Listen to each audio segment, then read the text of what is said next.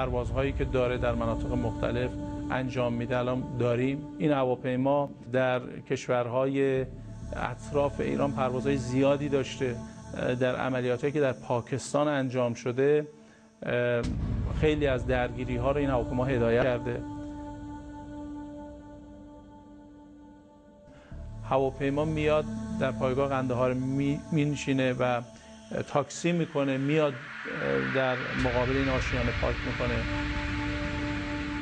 و حتی از اینجا تاکسی میکنه میاد اول با اون پرواز میکنه. اینا دیگه فیلماش هست.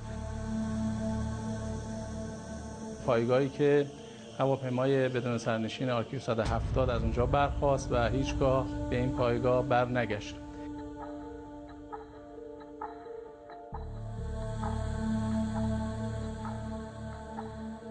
این نقش عکس هوایی البته عکس هوایی پارک میکنه. این پایگاه تقریبا در فاصله 420 کیلومتری از مرزهای شرقی ما در داخل افغانستان.